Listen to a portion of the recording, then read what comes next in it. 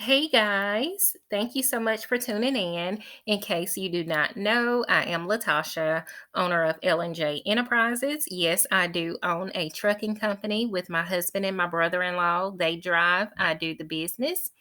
I also help owner operators or investors apply for their motor carrier authority. I help investors break into the trucking industry via passive income. And I also help new owner operators that just got their authority with their safety audits to ensure that they pass. I offer mentorships, self guides. I have a lot of packages. Our website is in the description box below. If you have not already, go ahead and subscribe to our channel, share, hit the like, comment. Let's be interactive. Drop some questions you guys have down below.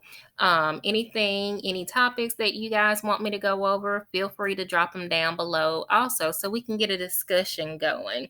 I like to interact, I love to teach. So let's get this discussion going. If you have not already, also look into our video that I have posted in regards to things you need to have answered before you start on this journey. There are a couple of questions that you need to have answered before you start on this journey. So check that video out. So let's hop into it. My favorite website is the FMCSA's website, the Federal Motor Carrier Safety Administration. In case you guys do not know, they regulate all the rules. If you're in trucking, you must follow their rules. So a lot of people get their operating authority. However, they're lost.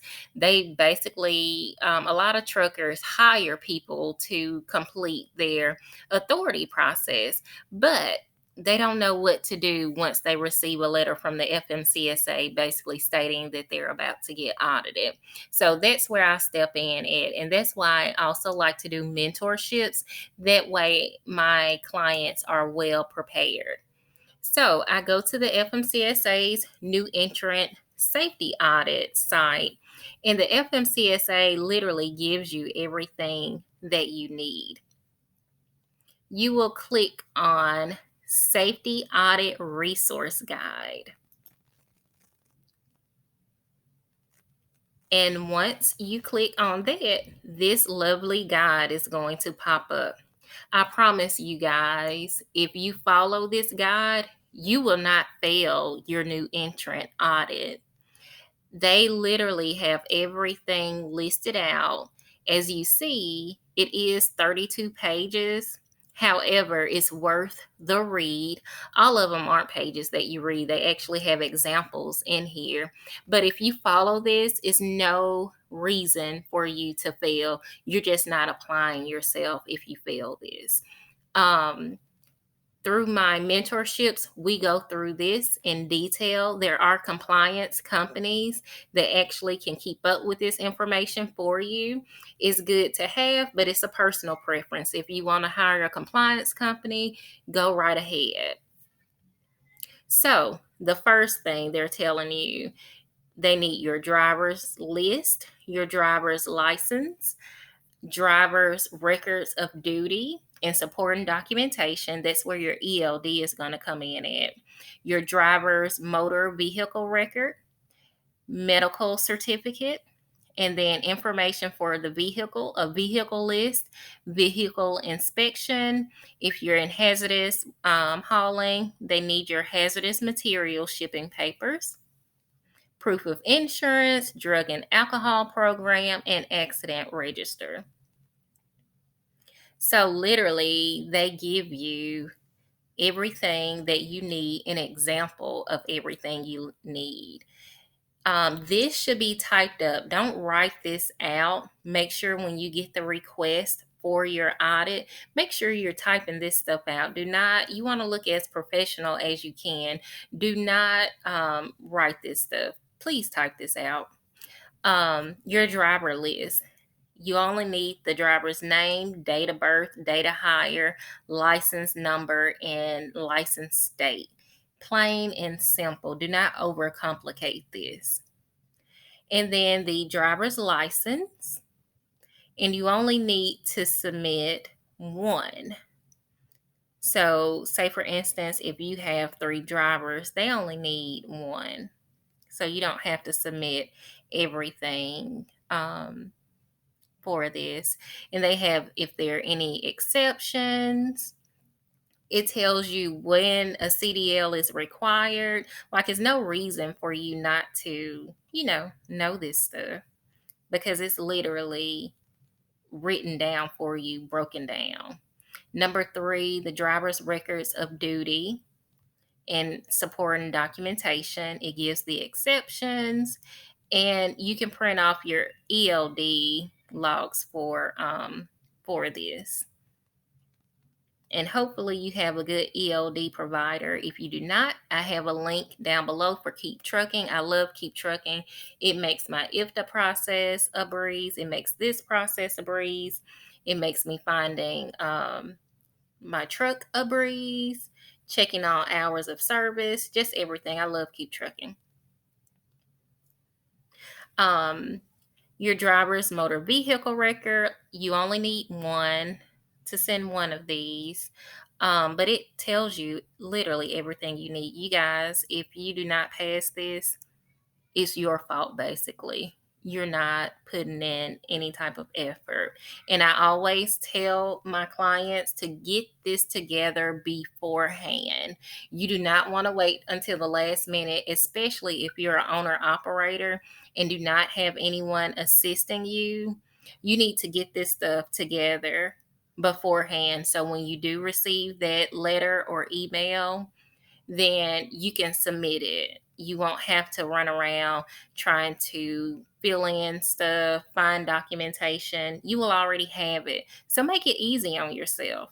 And as you see, I'm just scrolling and you guys see how easy this is. So please do not make it difficult for yourself. There's no reason that you should fail this. Okay. So everyone that's paying people to do your authority, please make sure that you are in the know of what they're doing and in the know of what the FMCSA requires and what is required for you to stay compliant. I have self guides and I also just do the process. However, I still speak with my clients. I let them know what's going on and what to look for. I just don't put them out there. So, as you see, basic stuff, your proof of insurance. Now, this right here is really what I wanted to get into, the drug and alcohol program. Now, if you're an owner operator solo, you must enroll in a drug and alcohol program. You cannot do it by yourself. Now, investors, you can enroll in the FMCSA's drug and alcohol program, supervisor program.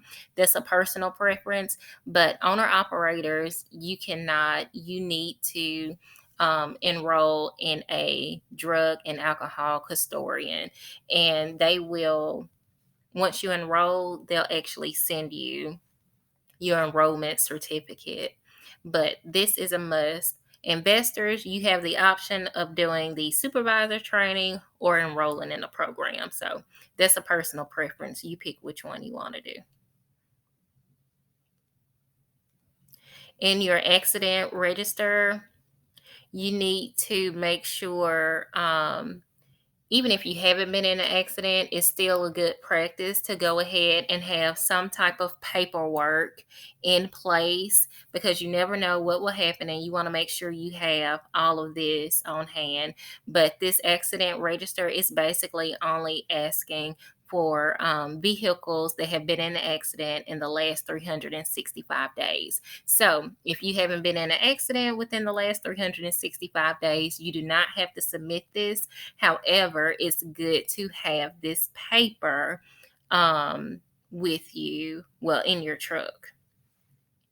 And they give examples also. So let's click on this, and it's just simple.